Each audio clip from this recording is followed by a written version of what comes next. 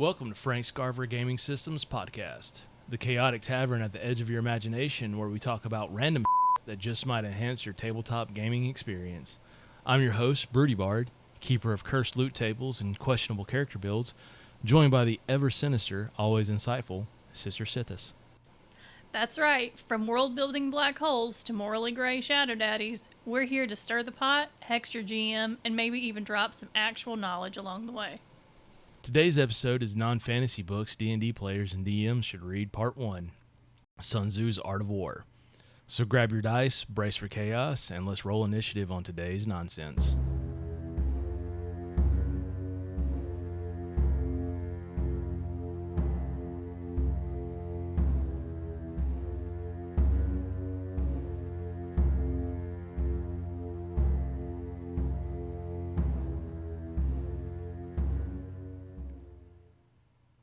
So The Art of War by Sun Tzu.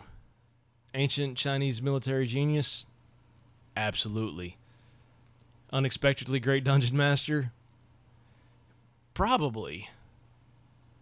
Since I've read The Art of War of Sun Tzu and Sister Sithis hasn't, she's going to kind of interview me and talk about some key points of how this book can help DMs and players alike in their tabletop strategies.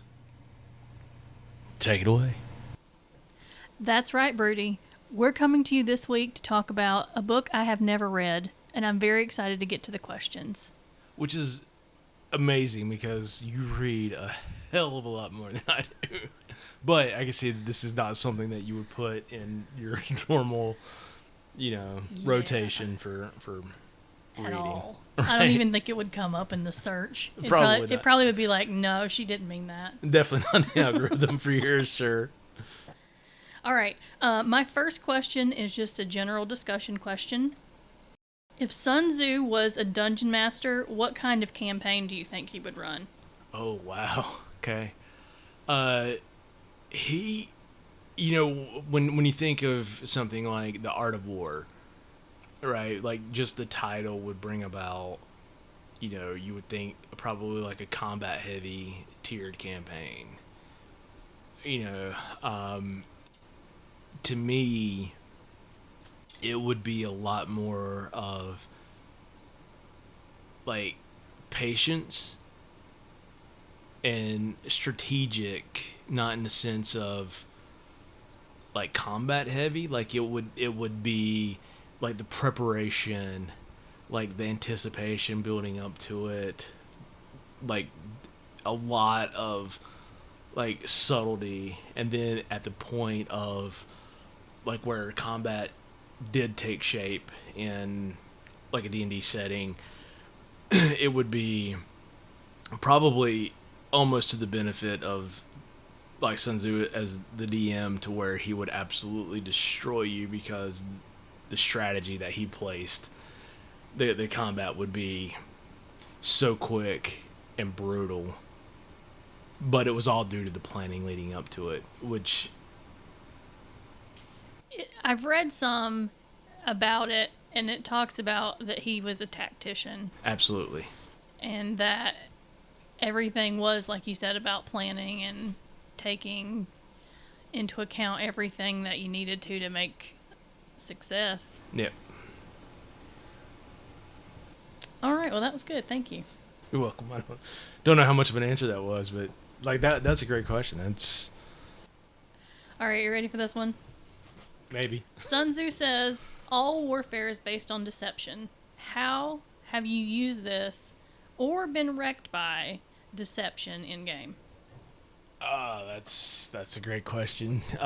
Being that you've been a player in almost every game that I've ran, as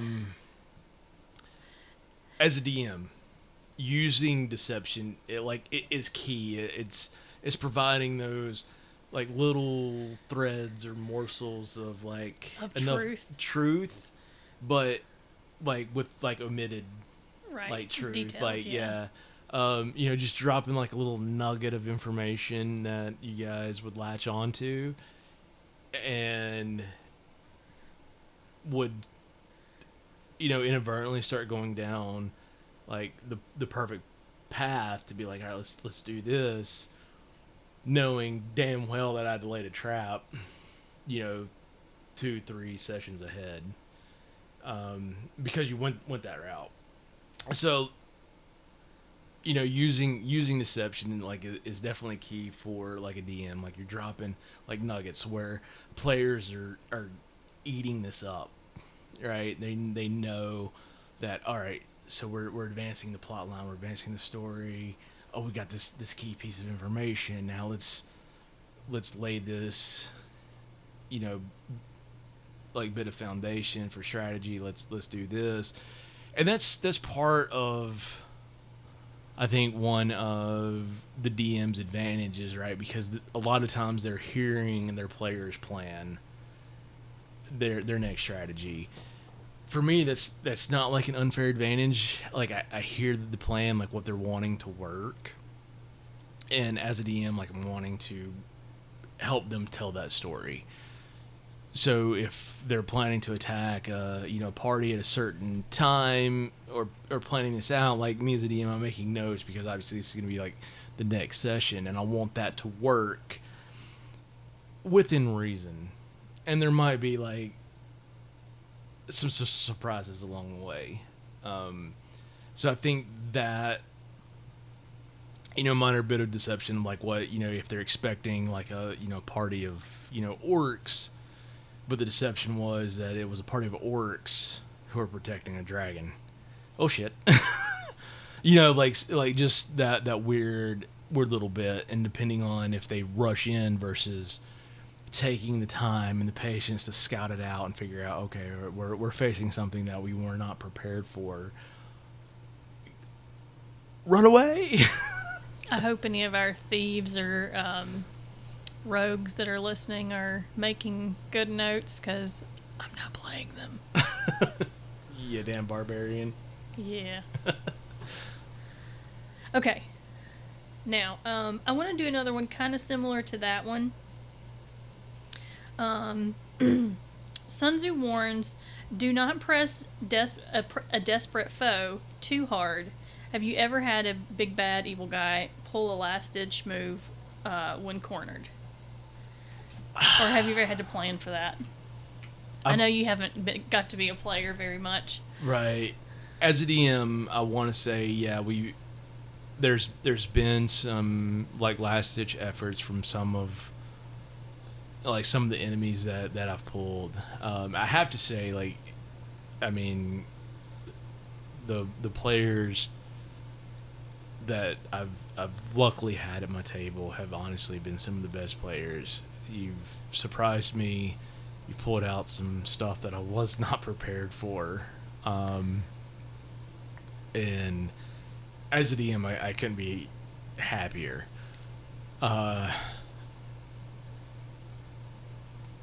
There's not been many last-ditch efforts, because honestly, like you guys, by the time you get to that point, you know your characters so well, you work so well together, that you literally just wrecked me before I had a chance to really do anything.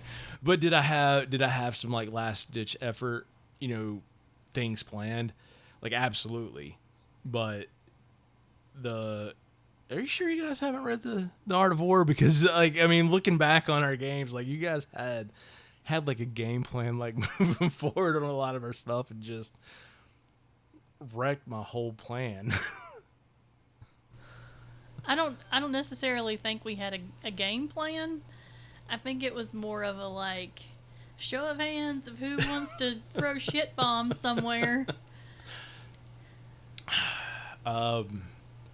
Yeah, I mean, I think every DM has, or should at least, if they know this is supposed to be like a pivotal moment, a pivotal fight, that they should have some kind of like backup plan to be like, if the enemy is like pressed too hard. Actually, now I'm thinking about it, I don't know if you remember the fight that we had at the keep under the bridge. The fighter that you guys like pressed too hard, he managed to get away.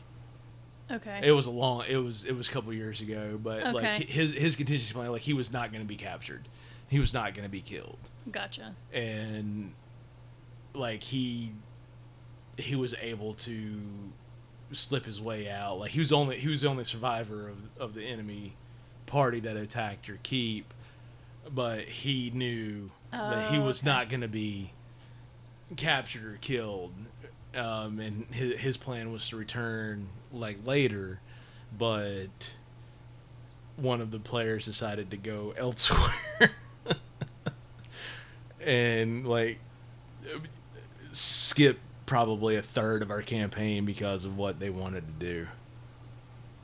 He was going to turn back up in the campaign, but the organic story that you guys were telling, it didn't make sense for him to return. But I was wanting him to return and be like a much more formidable foe when you guys face him again. But sadly, that never happened. All right. We're moving on to DM and player dynamics. Okay. All right. Should players treat D&D like a war game or a story game, or can it be both? Oh, that's a great question. I mean, when you look back at the history of Dungeons and Dragons and seeing that like it developed out of a war game, like because wargaming was huge back then, you know, and the concept was like instead of doing like a whole army, what if you played one character, you know, and that's how Dungeons and Dragons kind of developed into its own entity. I prefer to play D&D as a more storytelling game, and like as a DM, like I come up with like situations and scenarios, but I really prefer the dynamic of the players coming up with characters and like stories that fit their narrative at the time. So to me, I feel, and I may be alone in this aspect, but as a DM, I prefer the story, like versus the combat. The combat's like fun, like kind of breaks up the monotony, like it gives players a chance to showcase like their abilities. But me, I enjoy like the aspect of like the role playing, the storytelling. And there's been numerous times like we've had players, you know, at the table, and the conversations that's happening between characters and talking about the story, you know, and like an hour and a half goes by and there's no combat. Those are the best times for me, as I'm just like hearing the story and the development of these characters and these relationships that's happening, and then their interpretation of the world and what conflicts and stuff are, you know, plaguing them as a player and as a character, and how they respond to it. To me, that is a lot more interesting than combat. Sounds good. I do have another question. What would a magic item do based on the art of war? Huh. That's, I think if there was like a magic item that you would pull like straight out of the, like this enigma, and I say it's enigma, like just like this tactician manual. Weirdly, I would not think it would be like a magic weapon. It would definitely be an item, something that can be used to anticipate enemy movement, some type of espionage. I don't have a really good answer for that, but to me, Some it would, debuffs? yeah, I don't even think it would be like necessarily like a debuff. Honestly, like it might be more of a kind of like a more bardic inspiration or something. You know, thinking about how if Sun Tzu was potentially a like D&D character, like he defeated you with his mind and strategy before he, you know, would even draw his blade or command an army to attack. Like he had you beat before you even realized it. And so I think it would be, something that could inspire the party. And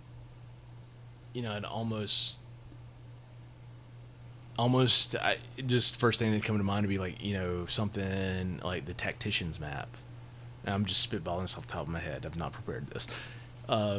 Thinking about like what it would be like, all right, so, like your Bard, or, like, I keep coming back to Bard just because I think because of his ability to inspire, like the troops. Like to me, like that screams Bard. So maybe Fighter Bard multi-class combo. I know a lot of people are probably thinking Fighter for Sun Tzu, right? He was a Chinese warrior, something that aspect. But to me, I feel like it would be someone who's a little bit more astute in the art of, writing, speaking, a heavy charisma based, character.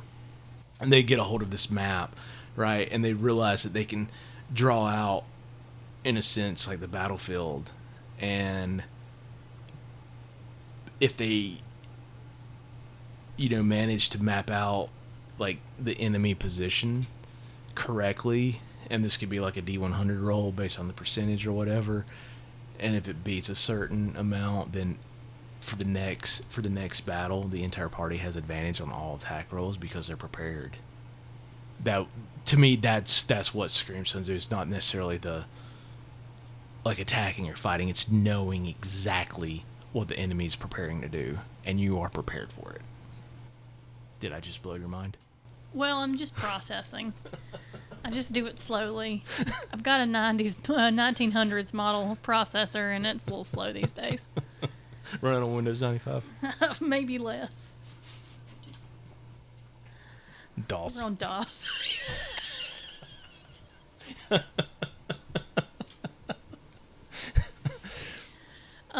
Do you have a favorite quote? Oh, there's You can totally look it up if you want to. But there's so many in there. Let me pull out my notes.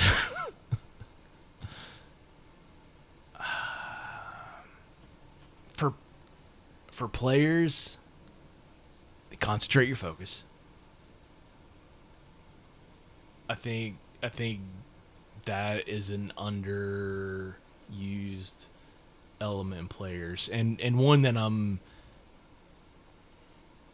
as a DM, like I've seen you guys use like on the table, and I reward that.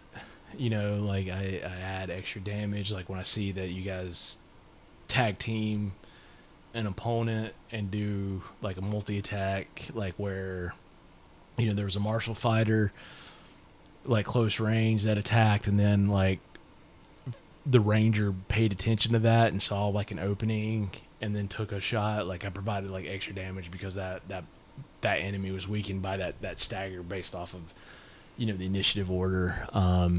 So like being able to concentrate the focus and like pay attention on the battlefield, that's something that I reward. So that's a good one.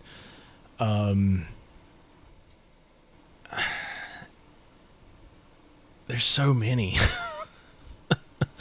I totally gave you the easiest one. Oh, there's so many. All right, you don't have to break your brain for it. I do have another fun and hypothetical question. Okay, I love hypotheticals. Can the art of war teach us how to avoid murder hobo behavior? Blank reaction is yes. I feel that because if strategically, like hey, like I'm walking into a potentially bad situation, and if your DM is experiencing like a murder hobo behavior, then that next situation they walk into, they're not going to walk out of. Like it's going to be a TPK because you're just like, I just want to go through and like murder everything, and you're like, well, the DM's not gonna punish us or do anything for this, and then they're like, they're not paying attention to the warning signs, and then a party of 6 just randomly walks into like a den of thieves, and there's 40 like rogues. I mean, because they weren't paying attention to the signs, like you went to, because you were like, I'm badass. Let me walk into this, because the DM's not going to do something. And the next thing you know, you're surrounded by 40 rogues. What if you happen in the same circumstance, but you did it because you're... What's that guy's name? Which guy? The cartoon character that I'm like. Oh, Yosemite Sam? Yeah. That guy. So, there's another quote. Let me find it. Interaction with boldness. I like bold actions. But I like strategically bold actions. Right? Like when, like, obviously, like we all know, like, Yosemite Sam's a barbarian. He's gonna like walk in and, you know, shoot first, ask questions later. Yeah. You know. Yep. So it's not like the tactical spot of a character like Yosemite Sam is not, you know, one that would technically match like Sun Tzu's, you know, thought process. Like, you're gonna go in bold, but as a party, right, you should have somebody on your team who has like a little bit of tactician mentality to them. Usually your fighter or rogue or bard. I mean, all three of those I think are great tacticians if they take a step back and look at the whole battlefield. They know that their barbarian friend is going to be fucking chaotic. You know? Use that as the advantage. Know, hey, we're going to go in bold. At least this character.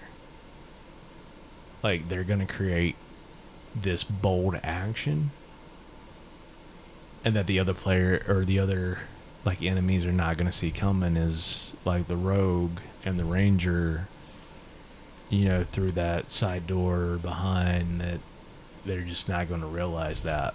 And I think that was probably why, you know, Grog was such a fantastic character, like, on Critical Role, because they knew he is going to go headlong into it. And then you had, you know, Percy, Vex, and Vax, you know, tactically, you know, surveying, like, what are going to be the outcomes of this, and they use that to their advantage, in my opinion. But yeah, I think there's a place in the tactitional manual for, you know, having someone bold just go straight at it if it's done well, right, and done right. And I think that brings out, like, the party dynamic more. Like, if you know that, and that's how, like, you have a player playing their character. Have somebody, like, you know, that's fun for them. Do it. You know, and as a DM, like, I support that. Like, I want to see what happens. But the flip side is I want to see what the, you know, tactician party member is thinking, is wanting to do. Be like, all right, I know our big dumb brute is, you know, going head on. What's the rest of the party doing? And then that to me is where the that's where I think it gets fun. Like, when you have a party that realizes that dynamic and starts to build tactical awareness around that player, that character. That's great. Thank you. Do you have anything? Do you want to add anything that? Yeah. I mean, I think the Sun Tzu Art of War, like, it's a short read. I think it is a good, quick read for both, like, DMs and players alike, just to kind of get, like, a different perspective on how to enhance their game.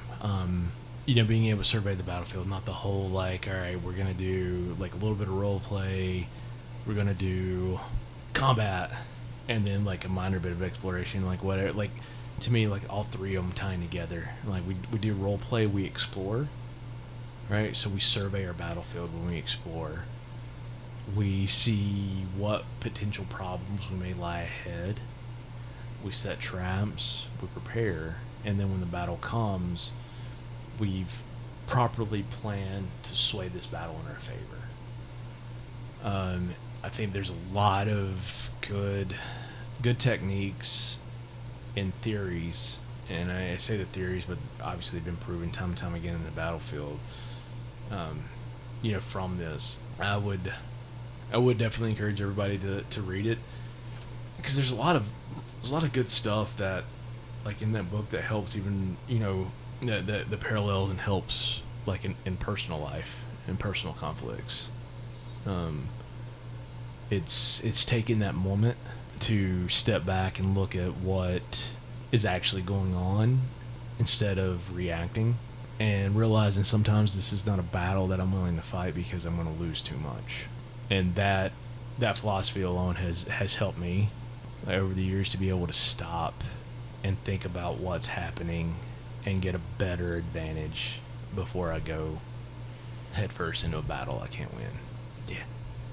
Didn't mean to end on a deep note there. It's not. All I could think of when you said that is me just rubbing my enemy's blood across my face and yelling with a stick or something. I don't know. All right, that's it for our tactical TED Talk, courtesy of Sun Tzu. If today's lesson taught you anything, it's this: flanking is your friend, splitting the party is a war crime, and Fireball solves most philosophical debates. It's true. If you've never used Fireball to solve a problem, I don't know who what are you doing. What are you even doing? What are you even doing? Well, with that, I guess we will see you all on our next episode. Bye. Deuces.